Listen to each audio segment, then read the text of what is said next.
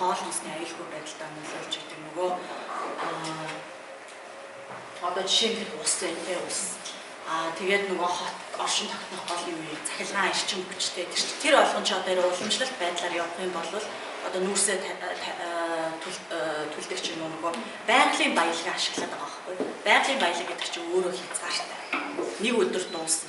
Хэрвээ бид нар эко хот ч юм уу ногоон тогтвортой бий болгох ийм санаачлаг гаргахгүйгээр энэ уламжлалт байдлаа нүдэн анцаагаал явах юм бол хизээ нэгэн цагт газрын тос дуусна яах вэ? Захилгаанаа гаргаж авчих. Захилгааны хөлийг та нар төсөөлж байгаа. Уянданаас тэгээд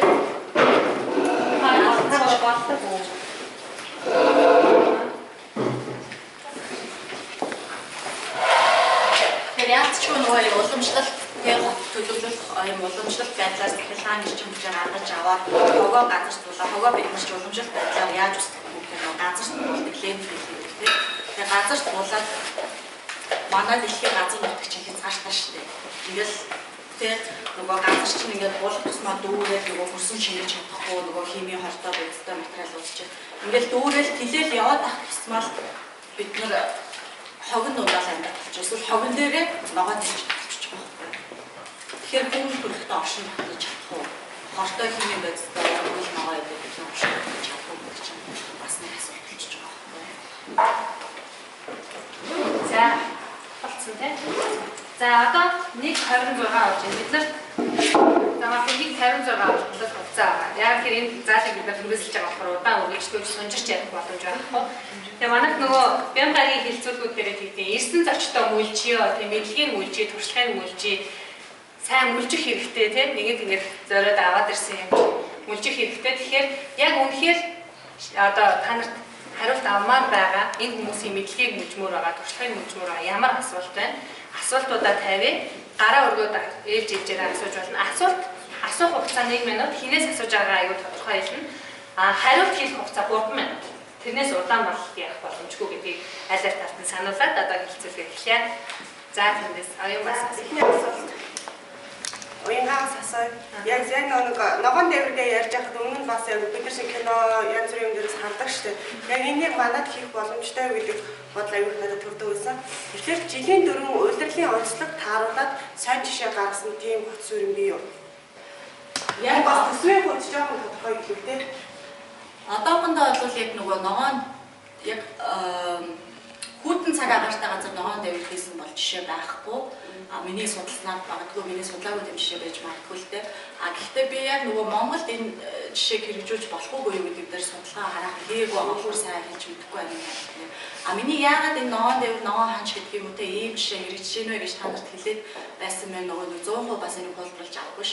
Бид нар өөрсдийнхөө бас соёлын ялгааг одоо батлуулж гэсэн хэлжсэн те өөрсдийнхөө онцлогийг маш сайн ойлгох хэрэгтэй. Зүгээр одоо юу гэдэг та нарт би ийм жишээ өгч штэ тий. Тэгэхээр та нар одоо энэ Улаанбаатар хотод оршин сууж байгаа иргэд хүн болгоо өөрийн гэсэн одоо нөгөө чадвартай штэ шинэ юм олж нэгтэй тэр чадвараа ашиглаад магадгүй ногоон дээвэр бий болгож чадахгүй гэдэг тэр сэтлийг л өгөх байхгүй юу? Судалгаа хийх нь бол иргэдийн өөрсдийнх нь одоо хийх зүйл гэж хараад байгаа. Яг гоо ногоон дээврийн зардал гэхээр одоо яг надад судалгаа нэг нарийн байхгүй байна. Тэдэн метр квадрат тэдэн төгрөг нөгөө хотынхоо бас хотоос хамааралтай. Гэхдээ ногоон дээвэр ногоон хаан зардал бол асар өндөр байгаа. Гэхдээ энэ өндөр зардлыг юугаар нөхөж болж байна вэ гэхээр нөгөө хүний эрүүл мэндэд үзүүлэх эрэг нөлөө тэгээд нөгөө эдлэгээний чанар одоо нөгөө би хэлсэн шүү дээ энгийн дээвэр бол 20 жилийн эдлгээтэй байдаг бол ногоон дээвэр 40 жилийн эдлгээтэй байна.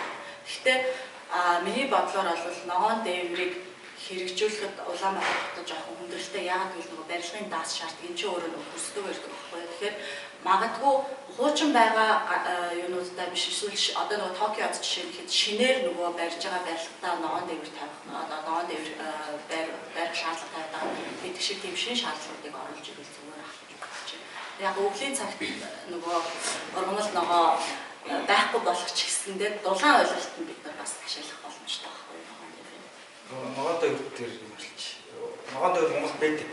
Улган аймгийн төв дээр Хатанбаатар Магсаржавын музей гэж үүдэг байхгүй. Музей ер нь бол 2 барилгатай байсан. Тэгээд одоо музей барилга нь бол жоохон засвар өөрчлөгдсөн. Дахиад нөгөө барилга нь болохоор нэг хувь хүн эзэмшдэг. Тэр байшин 1890 оны сүүлээр баригдсан байшин. Одоо хүртэл ногоон дээгүүртэй. Ногоон дээгүүр гэдэг нь хөрс тэгээд дээрээ бол ингээд баг ийм тохоо өндөр хөрс ордог. Тийм байшин. Одоо хүртэл байгаа. Тэгээд одоо хүртэл хүн амьдардаг тийм байшин байдаг байлээ. Энэ дээр юм нэмээд хэлчихвэл одоо энэ эко хот гэдэг яриад байгаа ойлголт шүү дээ тий. Энийг одоо сүүлийн үед судлаачид юу гэж мараад байгаа гэхээр бүр 1700-800-аад оны үед байсан юм байна. Одоо болохоор илүү шинжилж ярьж байгаа, одоо гарч ирж байгаа тий илүү эрчимтэй одоо энэ нөгөө чадварын өөрчлөлттэй холбоотойгоор. Гэхдээ энэ маань 1700-800 онд одоо нөгөө байгальтайгаа амьдрах концепц гэдэг утгаартай хотын иргэд яаж байгальтайгаа амьдарч болох вэ гэдэг концепцээр гарч ирж байсан шинэ зүйл биш эсвэл үеийн судлаач бас маргаад байгаа. Тэгэхээр бас нөгөө 1800 хэдэн онд байсан. Тэгэхээр Монгол хүртэл байна гэдэг чинь бол шинэ зүйл биш, хуучин зүйлийг бид сэргээж гаргаж ирж байгаа гэсэн үг шүү. Дараагийн асуулт байна. За нөгөө VR-ийн талаар хэлээд байгаа. Тэгээд нөгөө зүүн юуг болсон шалтгаан чинь хэрэгсэн шүү дээ. Уунаад би бол тэрийг анхудаас бас жоохон өөрөөсөө мэгөө зүүн юуг болсон. Тэгээд уунаад айгу үнслэлтэй шалтгаан байсан байж дээ. Тэгээд тэгсэн чинь одоо ингэ болсон. Тэгэхээр яг тэр нөгөө нэг тусгай замын автобус гэдэг илүү. Тэгвэл яасан. Тусгай замын автобус нөгөө замын голоор явна. Яг манайд одоо зам нь өргөн байгаа замын голоор тохирох юм гээд боломжтой юм уу? Зам нь яг яаж шийдэх вэ? За, эхлээд зүүн хэлнээр ярив. Зүүн хэл болохоор энэ төслийг хэрэгжүүлэхэд зайлшгүй шаардлагатай. Хэрвээ зүүн хэлтэй хэрвээ зөвшөөрөх юм бол одоо нөгөө автобусны чинь нөгөө хурданд нөлөөлөх авах гэрлэн хоноор очиж гацгаа тэрнээс гадна нөгөө зүүн талаас ирж байгаа одоо ингээд замын голоор явж байгаа. Тэгэхээр хажуу талд нь зүгээр машинууд явж байгаа. Зүүн талаар ирэхлээр автобусны хавралт орж ирээд нэг бол автобус гэрлэн хоноор хүлээцгүй бол хоорондоо тэр нөгөө одоо зүгээр үед ч гэсэн зүүн хэлнээр intersection уулзар дээр замын уулзарууд дээр амар одоо босол гардаг. Яа тэгэхээр зүүн хэлнээс энэ ингээд чигээр явж байгаа машины талаас нь ингэж орж ирэх юм уу тэгэж бол ослоод гардаг. Тийм болохоор бол хэрвээ зүүн тэгшгээ ирэхийг боловсрох юм бол энэ төслийг хэрэгжүүлэхийн хувьд бол хэрэгтэй. Тэгээд тэрнээс гадна бол одоо зарим гэрлэн тохионод дөрвөн одоо юм гэрлэн тохион штэ тийм ингээд туслах замтайгаа ингээд дөрвөн тийм тэрийг бол хоёр болгож ер нь бууруулах тийм судалгаа бол гаргасан тийм шийдвэр бол гарсан байгаа юм лээ. Яг тэг зүгийнх нь бол замын голоор тийм замын голоор машин замаас энгийн одоо тэр эрсдлүүдээс бол тодорхой хэмжээгээр бол за 2-1 гэж юм уу авчин. Тэрнээс гадна 2 тишээ бас жоохон тэлж өгнө. Тэгэхэд бол дахиад нөгөө иргэдийн оролцоо чинь хэрэгтэй. Яагаад гэх юм бол 2 тишээ дэлгээр нөгөө замын хажуугаар байдаг одоо нөгөө дэлгүүр байдаг шүү дээ. Тэгээ яг явган хүний замаас жоохон авч өгч гэсэн бас нөгөө дахиад цаашаа явган хүнийхээ замыг сунгаад тэгэхээр нөгөө дэлгүүр эднэрийн бизнес эрхлэгчдээс бас зөвшөөрөл аван тэднэртэйгээ бас харилцан хамгаалалттай ажиллана гэхээр дахиад нөгөө иргэдийн оролцоо жишээ. Талбай бүрт хүлцээтэй байж чадах уу? Одоо замын талбай. Одоо жишээ нь юу та нар мэднэ төвшөлтийн уртлын уулзаар талбай уртлын зам шүү дээ. Тэрний голд ингээд том хэмжээний стейшн зогсоол ингээд барихад бол хангалттай гэж үзэж байгаа. Бусад нарийнхан замтай газар болохоор дэд зогсоол гэж ярьж байгаа. Тэр нь болохоор тийм бүр тийм том зогсоол биш одоо жижигхэн хэмжээний зогсоол орж зогсоол. Тийм тэгэж барихаар шийдсэн юм. Зүүн хэрэгтэй юм. За одоо байгаа манай Монголын Улаанбаатарын нэгэн замын тэр зүүн өргөлийг хоригдлоход хэр тохирсон байгаа вэ? Сая бол нэг эсгэлтэй доллараар болцсон шүү дээ. Тэгэхээр миний бодлоор сая яаж зөвхөцтэй тулгарсан гэхээр тэр чинь бараг шийдвэр нь бараг 7 оны дотор гараад шууд хэлсэн үү тийм. Яаж мэдээлгүй шүү. Мэдээлгүй хинч угаасаа сонсноос яг тийм байхгүй тийм. За яагаад бид нарт энэ зүүн өргөлт хэрэгтэй байгаа? За ядаж мэдгүй миний бодлоор нэг сарын хугацаанд ч юм уу за ингээд зүүн өргөлхээ болгох нэ тэгээд тэмүүдээ одоо нэг замын тэмдэглэж аягүй чухал ахгүй юу? Ишээ ирэхгүй гэдгийг аягүй сайн зааж өгөө. Тэнгүүд одоо нөгөө батарч ингээд мэтап хэмээх харуулдаг байгаа шүү дээ. Навч юу нэг юм хэрэгтэй хүмүүст ойлгомжтой мэдээлэл өгөх энгийн хэрэгсэл тэрнээрээ за ингээд зүүн өргөх бол яаж явж болох вэ гэдэг тэр мэдээллүүдээ сайн гараад өгсөн бол амжилттай хэрэгжиж болох байсан байна. Тэгээ Монголын хувьд ч гэсэн болохгүй зүйл байхгүй. Яг нөгөө хүмүүс арай жоохон тойрч явдаг болно. Гэтэ нэгэнд ер нь ямар ч одоо ингээд зам дээр эвдрэл гарлаа замыг засаж байгаа гэж бид нар ингээд тодорхой хэмжээнд замыг хаадаг штеп. Тэгэхээр хинч паник одоо хинч ингээд сандралд ороод хаашаа яаж явах мэдгүй болтгоо тэр хүмүүс тойрол тэр замаар тойрол явчихдаг. Тэгээ яг тэрнтэй адилхан байхгүй юу? Тойрол жоохон тойрхол асуудал болохоос тийм. Тэр нөгөө төв замын ачаал багасгаараа юм бусад тусгай замуудын ачаалыг нэмжлээ гэж шүү дээ. Тэр яг уу одоо яг түрүүний тэр нөгөө хэлсэн анхнаас мэдээлэлээ сайн урт хугацаанд мэдээлэлээ сайн өгөх юм бол одоо би жишээ нь ажилдаа явдаг бол тий би одоо дандаа төв замаар ажилдаа явдаг гэсэн бол за ингээд надад 100 гаруй тийш ирэхээр ингээд асуудалтай гадвал арай өөр замаар явах ч юм уу тэр нэг жоохон нөгөө тээврийн зохицуулт удирдлагын нэг жоохон асуудал байгаа. Тэрнээр мэдээж ажиллах хэрэгтэй одоо нөгөө мэргэжлийн хүмүүс нь ажиллаад за хаашаагаа илүү урсгал илүү орж ирэх нүдэ тэнцэн ямар зохицуулт хийж болох нь гэдэг жоохон ажиллах хэрэгтэй байна. Би батарч хагас. Хогны талаас асуусан л да. Би нөгөө нодлон 100 баха цагаан дагын хогны цэгдэр очижсэн баггүй тэгээ угаас амар юм бил хаж үзэг болох гэж. Тэгээ гэсэн чинь нөгөө машинтай ингээд замаар наараа явж байгаа байхгүй яг постоор нөрөө. Гэсэн чинь ингээд хажуудалт нэг юм уул аваа шиг юм нэг юм бэс. Тэгээ би одоо шороо моруулан багсан чинь ингээд бүр хэдэн метр үргэлжсэн тийм хог. Тэгээд дээрэс нь ингээ хогийн цэгдэр очиад ингээ зогсоор доошоо хэдэн метр хэдэн километр ч байгаа тийм ингээ битүү хогон дээр зогсож байгаа байхгүй. Тэгээд ингээ бид нар хоттой ингээ цэвэрхэн байгаад байдаг. Тэгээд тэнд ингээ тийм амар байгаад байдаг. Тгийг зохицуулах юм нэг зохицуулалт байдгүй юм уу? Тэгээд нөгөө нэг тийм эрдэнэ дээр бас эрдэнэ хотыг очижсэн зүгээр ингээ амралтын югаар тэгээд төв аймаграа бас очижсэн. Тэгээд хотод аймагтаа ингээ цэвэрхэн байгаад байгаа хэрнээ яг урагшаад нөгөө нэг амралтын гарахаа явсан чинь ингээ газар нь амар ногоон гэсэн ингээ битүү хогтой тэр бүр амар сэтгэл хэмжээнд үргэлжсэн. Тэгээд тэр ингээд юм зохицуулдаг болохоор тэгээд нөө эсвэл тийм ямар ч шийдэлгүй. Энэ дэлхийд дээр нөгөө хогийг устгадаг нэг хамгийн сайн технологич юм тийм арга гэж юм байхгүй байна. Энэ нь хүн хайгаад хийж байгаа. Хамгийн бага зардлаар устгаж байгаа арга юу юм бэ гэхээр зүгээр л нэг юм уулын амыг л дүүгээл босгох. Энийгээ бид нар юу гэж хэлээд байгаа юм гэхээр ландфил гэж яриад байгаа. Одоо Улаанбаатар хотч яг тэгж устгаж байгаа шүү дээ. Тэгээд яг өмнөдөө бол манад яг тэрнээс илүү арга технологи хэрэгтэй. Гэхдээ эдийн засгийн үр ашигын хувьд бол тийм ашигтай гэж боддгоо. Одоо чинь штатыг зоох барья гэхэд манай хог бол хятадын нэг мужийн хогноос жоохон шүү дээ өмнөдөө бол. Тийм үстэй. Тийм нэг сая 500 хүрэхгүй манай хүмүүсийн нэг хогны асуудал байгаа байхгүй. А зүгээр яг нэг хогтой холбоотой асуудал дээр сая хүнтэй байна уу 10 сая хүнтэй байна уу тэр хогтой байгаа байхгүй нь юу толботой гэхээр ерөөсөө шууд засаглалтай холбоотой. Үнэхээр сайн засаглалтай бол 10 сая хүнтэй хот ч гэсэн хоггүй. А муу засаглал иргэдийн оролцоо байхгүй бол 10 хүн байсан ч гэсэн хогон дотор заваараа л амьдарч ирсэн. Яг саний нөгөө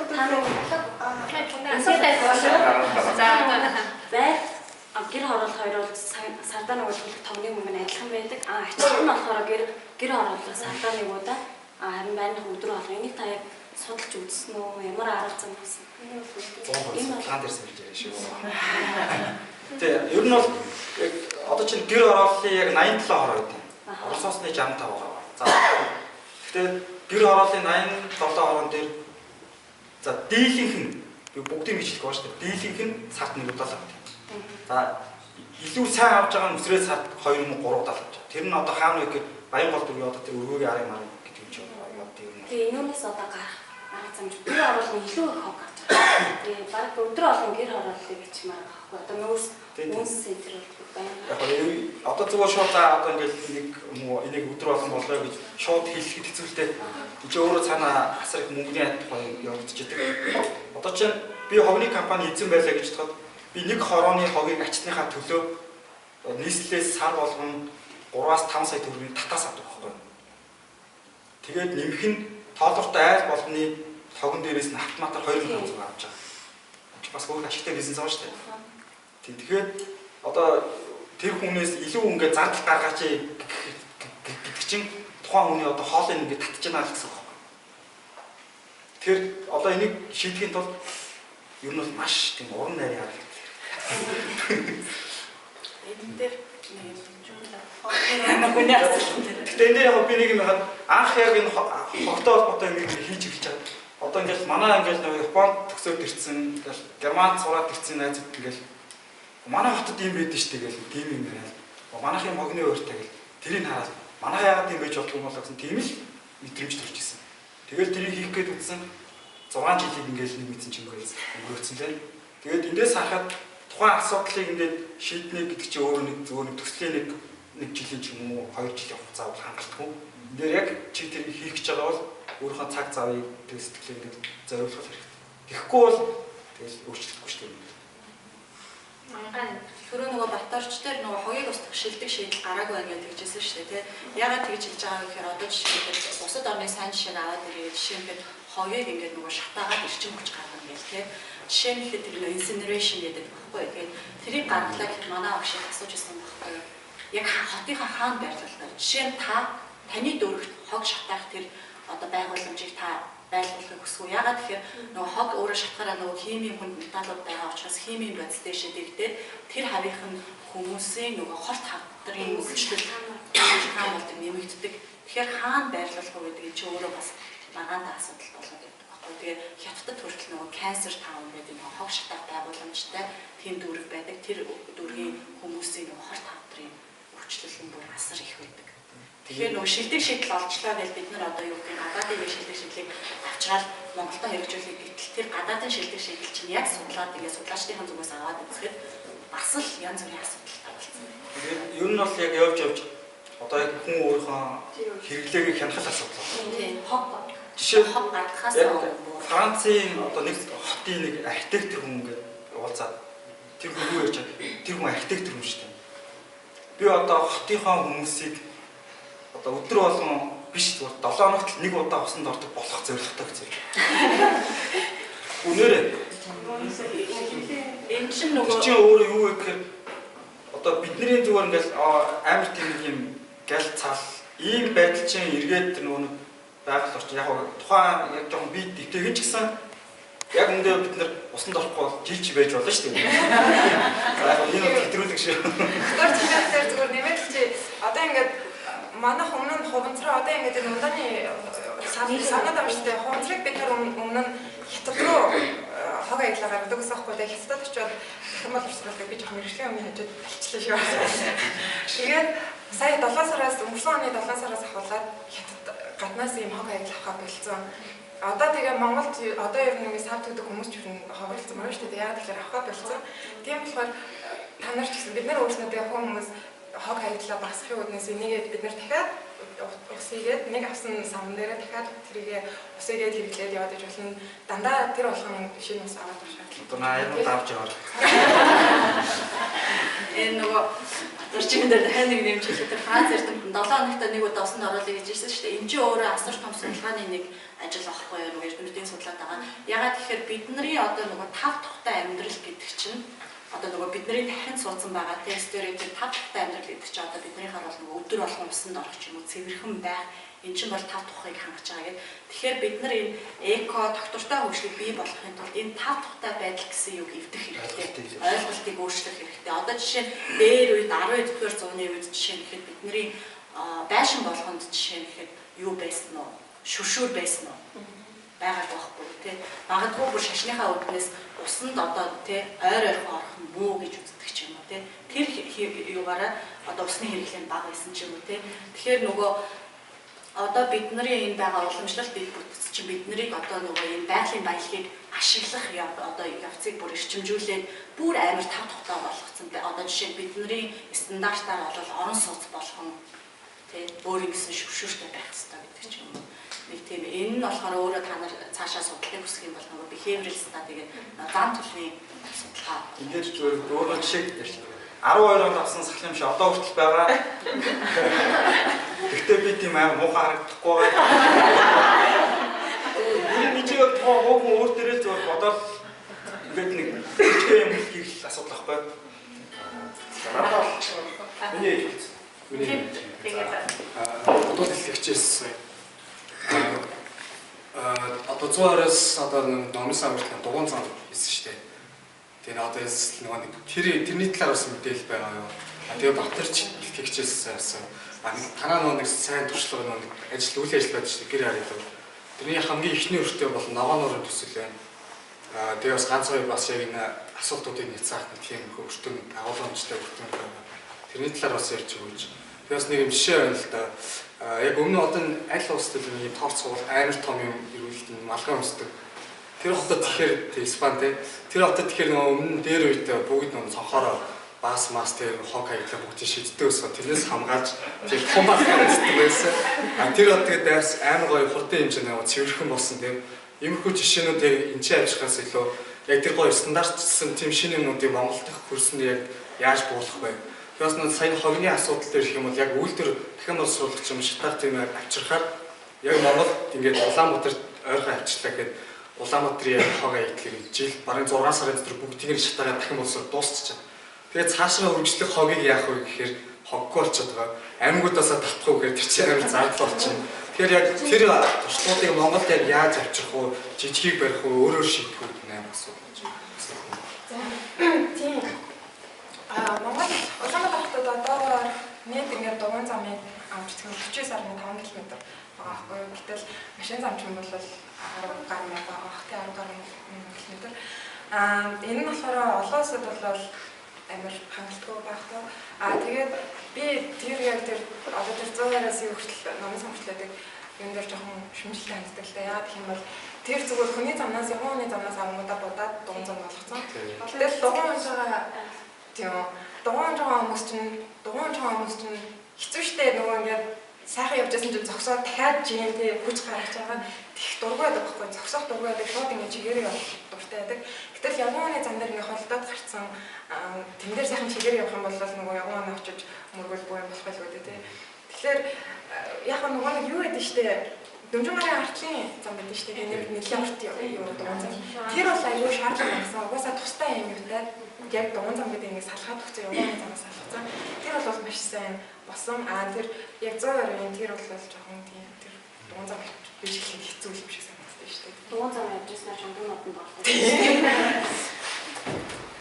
Бид нар нөгөө нэг гэр яриад туур гээд 2015 оны 8 сараас зүр хийж хэлсэн. Тэгээд нөгөө санаа нь юу гэсэн бэ гэхээр одоо чи би өөрөө хотод төрсөн, хотод өссөн.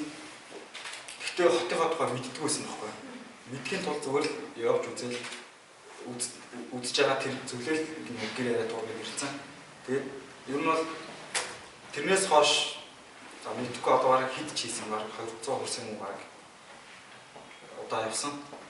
Тэгээд бид нар хотыг зүгээр арай нэг өөр өнцгөөс нь хүмүүс харах боломжийг нь олох зорилготой. Шийдвэр гаргах төвчний хүмүүсийг авч явдаг гэсэн тийм. Тийм шийдвэр гаргах төвчний хүмүүсийг явсан. 21 аймгийн хөгжлийн бодлогын эцсийн дарга байгаль орчны газрын дарга нарын дагуулад явсан. Тэгээд явж байхад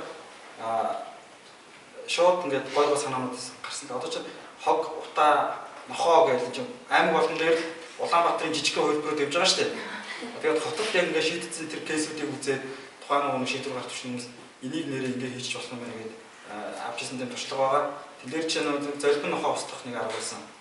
Манайд бол одоо хамгийн одоо инэрмгүй бус устгах шүү дээ. Шууд калибертэй хүн гарч ирээд боломжтой дуудаад явчихдаг. Тэр хорон дээр бол яаж хийдсэн гэхээр эхлээд нэг юм төмөр тоор хийгээд дотор нь өгөөш тавиад тэгээд охоо орон гутал нь хаагаад тэгээд тэрийг амдаар нь бариад яг устгадаг газар нь хүний мэднээс дард очиж устгадаг юм шигсэн. Тэгээд зардалч бүр амар баг. Тэрийг яг заавал ингээд бөмбөж байсан юм шиг. Тэгээд энийг бол чинь ингээд авч хэрж ирсэн туршлага. За хогон дээр бол за баг амар болсон тэр энэ бол энэ хүсэлтийг бол бид тавьдаг. Аймгийнхаа хогны асуудал шийдмэр юм. За тэгээд утааны асуудал одоо аймгийн төв болгон тэр ямар ч хэлэхгүй. Улаанбаатар жижиг Улаанбаатар тэгэл бод 21. Тэгэхээр бид нар ямар нэгэн юм жижигхэн ингээд аягүй сайн хийчих юм бол тэгэл цаашаа ингээд компьютерд хийх орон зай зөндөөл байна юм бол. Тэгээд гадны одоо нэг юм шууд хуулбарлахад асуудалтай байдаг. Яг өндөр 1000 одоо чинь одоо тэр интеллект ч юм уу те эсвэл Африкт гоё пайлот болсон тэр нүүр имийг Монголд шууд буулгахад бол юусаа хэцүү. Тэгээд энийг бид нэр яг юун дээр мэдсэн гэхээр одоо хогны хувьд дээр л амар энгийн зүйл шүү дээ. Яг хийх юм бол те баг нэг 7 ажлын 5 өдөрч болохгүй энийг хийчих болно яг үнэ. Гэхдээ би өнөөдөр тэр 6 жилийг зарцуулсан байгаа байхгүй. Гэхдээ өнөөдөр хүртэл хотын одоо тэр дүрмэн дээр одоо ороогүй л байна. Ороолно. За одоо сүүлийн асуулт энэ. За надад хоёр асуулт байна. Би өөрөө маркетинг юм. Тэгээд хот төлөвлөлтийн талаар хэлэх сонирхдаг. Тэгээд энэ бизнес бизнесийн байгууллагууд ер нь брэндүүд сүүлийн үед нийгмийн асуудлыг шийдвэрлэх замаар айгүйх маркетинг хийж болж байгаа. Тэнгүүд одоо ингэ төсөл санаачилдаг иргэдийн оролцоог хамруулсан хүмүүс төсөл санаачилдаг ч гэсэн тэрэн дээрээ санхүүжил босгож чадаагүйгээсээ улбалаад тухайн бодож авсан төслүүд нь өндөр тохиолдол байдаг. Тэгээд за Microsoft корпорац бол ингээл 0-ийн бочкины уусан дээр ажиллаад Bill Gates өөрөө сууж үзүүлж байна. MCS-ийн утаагүй 100 гэж төсөл хэрэгжүүлсэн. За яг фейл болсон. Гэсэд боловч бид нэг саарл усаараа хот талбай услаад ингээд өөртөө жоохон пиар хийгээл явдаг. Банкуд биднэрт ингэ шаардж байна. Манай болохоор бизнесийн байгууллагуудын маркетинг хийдэг баг байна. Тэгээд биднэрт юу харсан бэ гэхээр одоо түрүү хэлж чинь нэг Германы нэг одоо дүүрэг тэр чигээрээ ингэ экосити болсон байна гэж. А тэрэн шиг одоо нэг банк биднээс юу гэж байгаа гэхээр бид нар нэг хороог те гудмаар нь ингэ дутаагүй болгож болдгоо. Бид нар санхүүжилтийн нээ. Тэгээ гол нь яг тэр шийдэл нь хаана вэ? Бид нар хайгаа болохгүй. Олон улсад уралдаан зарлахгүй яах вэ гэвэл. Тэгээ ер нь ингээ хараад байгаа экспертүүдтэй холбогдох боломж нь ингээд бүрдэхгүй байна. Төрийн байгууллагатай хамтгаад бид нэр хэрэгжүүлж байгаа өөрсдийнхөө төслөл PR ажилдаа ханддаг. Тэр нь нөгөө иргэдийн оролцоогүйгээс улмаас Батөржи маань хэлдгээр хамгийн тэрэг төслөө шалгарсан. Тэрэн дээр байгууллагууд брэндээ нааж авах сонирхол байхгүй байна. Тэгэхээр та хэд маань юм бодож одоо явдаг тийм одоо төслүүд байдаг бол тэрэн дээр ингээд бас хуваалцаач тэрэн дээр ингээд хамтарч ажиллах хүсэлтэй байна гэдэг ихний асуулт байна. Одоо ингээд ер нь Улаанбаатар хотын нөхцөлбөдлийг хэдүүлээ ингээд мэдэж шít. За гүүрэн ингээд одоо уун самгүй, явганы самгүй одоо ингээд гэр оролт нутаатай. Тэгээ бид нар ингэж явсаар хагаад 2050 он гэхэд та бүхэн юуг харж байна?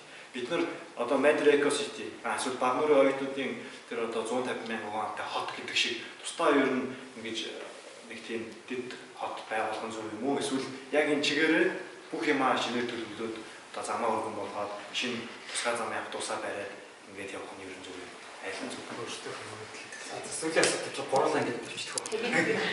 Юу эхнийх дээр одоо чинь ингээд хүмүүс бол Монгол одоо ялангуяа манай Монгол манай Улаанбаатар бол одоо амар их санаа байгаа гэсэн.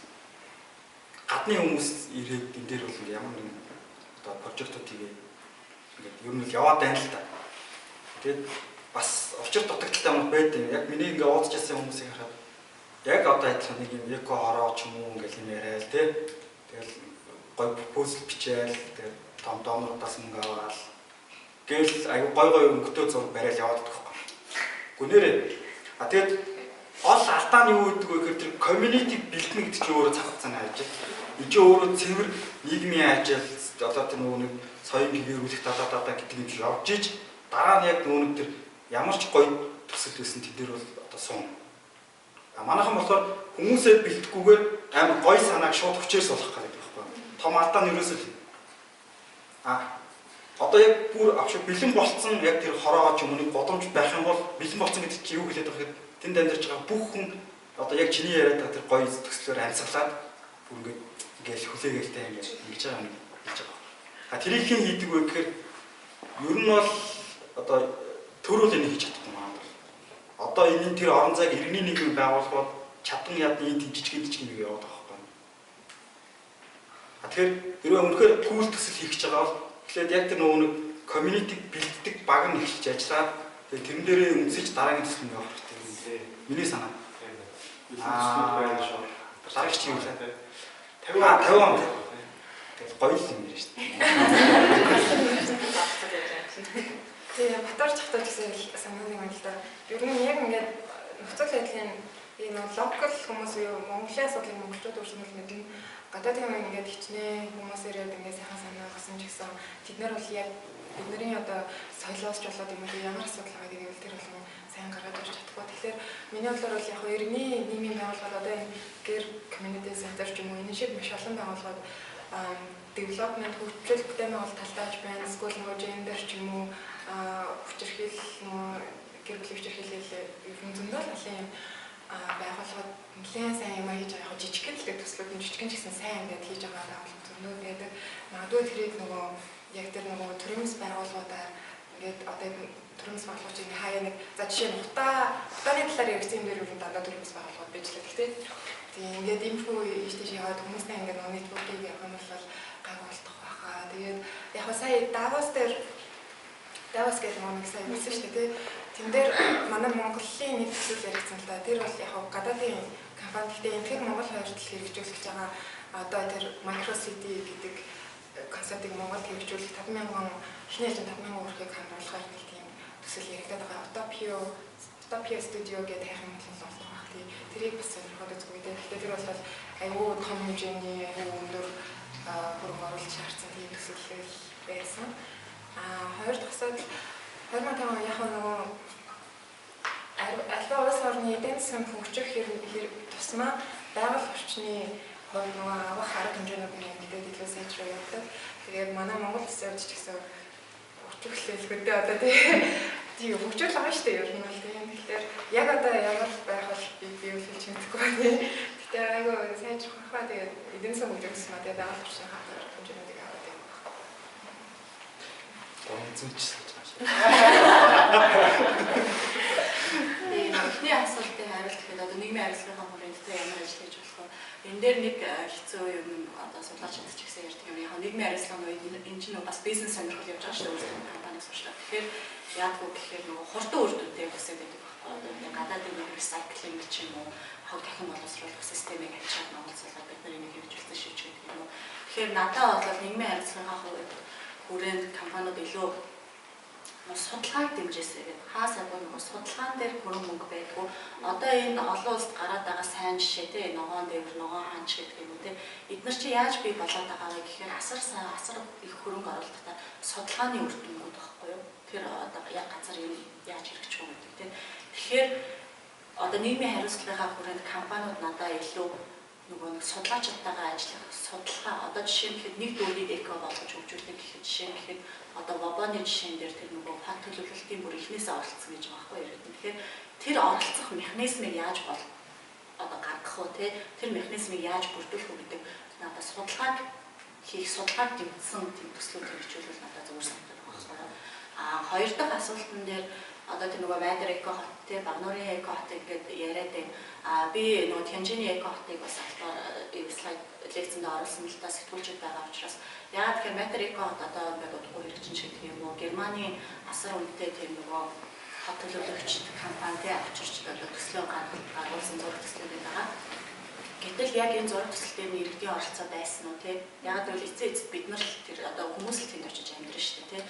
Тэгэхээр магадгүй нөгөө дараачийн хэмжээний эко хот шиг зүгээр хөрөнгө оруулалтын төсөл болж хувирахыг үүсгэхгүй шүү дээ. Тэгэхээр энэ талаас нь сэтгүүлчдэд одоо ингээд дуудаал те бид нар төслөө танилцуулъя гэж дуудахад ямар гоё юм бэ гэж хүлээж авахаасаа илүү те илүү бас нөгөө шүүмжлэлт сэтгэлгээгээр хандаасаа те илүү оновчтой асуултыг асууж тэр одоо аль болох тэр төслийг амжилттай л бид нар мэдээж хэрэгжүүлэхийг хүснэ. Тэгэхээр яг сэтгүүлчтэй хандаж хэлэхэд бол илүү те яаж тэр нөгөө муу жишээр оруулах вэ, сайн жишээр оруулах вэ гэдэг юм өнцгөө илүү барьж олон нийтэд мэдээлэлсээ. Ягаад бол одоо Майдрыг хадж асар өндөр өртгөөр тэр зураг төслийг гаргуулсан гэдэг байгаа байхгүй. Тэгэхээр Сүнсэн хот очих эсвэл Монголын нөгөө баян ядуугийн ялгааг бүр улам хамруулад өгчих төсөл болохыг ч үүсэхгүй шүү дээ. Нөгөө баяжуулан очоод тэндээ хөрөнгө оруулахтаа хэлээд амьдэрчдэг. Ядуу хүмүүс нэмдээ одоо юу гэдэг нь ортой байгаад байгаа юм үүсэхгүй. Гэхдээ тэр төслийг бол муу төсөл гэж хэлж чадахгүй би мэдэхгүй өмнөдөө судалж эхлэхгүй байгаа. Тийм болохоор бас энэ талаас нь харасаа.